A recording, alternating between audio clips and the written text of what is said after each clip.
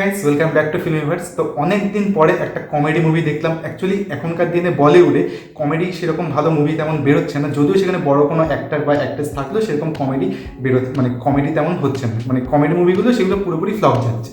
But আজকে আমি যেই মুভিটা দেখলাম, মুভিটার নাম হচ্ছে মাডগাঁও এক্সপ্রেস, যেটা 22শে মার্চ রিলিজ হয়েছিল পুরো থিয়েটারে। বাট রিসেন্টলি কিছুদিন আগে মুভিটা রিলিজ হয় ওটিটি প্ল্যাটফর্মে, আর সেটা হচ্ছে অ্যামাজন প্রাইমে। তো মুভিটা প্রথম ইনিশিয়াল ডেজে যখন রিভিউ দেখেছিলাম তখন খুব পজিটিভ রিভিউ দেখেছিলাম। আমি মুভিটার জন্য অ্যাকচুয়ালি ওয়েট করছিলাম যে কবে এটা ওটিটিতে দেখবো। তো ফাইনালি ওটিটিতে দেখলাম। দেখার পরেই মানে আমার কাছে পুরো মুভিটা একটা জাস্ট সারপ্রাইজ হয়ে থাকলো যে আমি অ্যাকচুয়ালি এরকম এক্সপেক্ট করিনি যে এতটা ভালো লাগবে মুভিটা। টোটাল 2 ঘন্টা 22 মিনিটের মুভি। আর মুভিটার যে ডাইরেক্টর সে হচ্ছে কুনাল খেমু, আর সেই রাইটার। আর সাথে যারা কাস্টিংয়ে রয়েছে, ফার্স্ট হচ্ছে অবিনাশ তিওয়ারি, যাকে আমি অন্য কোনো সিরিজে দেখেছি কিনা বা কোনো মুভিতে দেখেছি কিনা আমার ঠিক মনে পড়ছে না। বাট বাকি যে কাস্টিংয়ে রয়েছে, প্রথমে হচ্ছে দিব্যেন্দু, যাকে আমরা মুন্না ভাই নামে চিনি মির্জাপুরে। আর তারপর হচ্ছে হর্ষদ মেহতার রোলটা যে করেছিল মানে স্ক্যাম 1992-তে প্রতীক গান্ধী। আর সাথে মানে যারা আদার্স যারা কাস্টিংয়ে আছে সে হচ্ছে রেমো ডিসুজা, আর সাথে নোরা ফাতেহি। এছাড়াও বাকি যারা কাস্টিংয়ে যারা ছিল তারা প্রত্যেকে পারফেক্টলি তারা ওয়েল তারা অ্যাক্টিং করেছে। পুরো মুভিটা পুরো টাইম একদম ওয়ার্থ ইট টাইম। 2 ঘন্টা 22 মিনিটের মুভি, যেটা তোমাদের বললাম।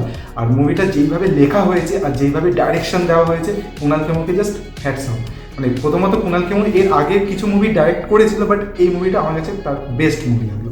আর এছাড়াও পুরো মুভিতে যেভাবে মানে গান যেই জায়গায় দিয়েছে, কিছু কিছু জায়গায় হয়তো তোমাদেরকে একটু মানে ভালো নাও লাগতে পারে, যেরকম স্পেশালি আমার কিছু জায়গায় ভালো লাগেনি যেইসব জায়গায় গানগুলো এসছে।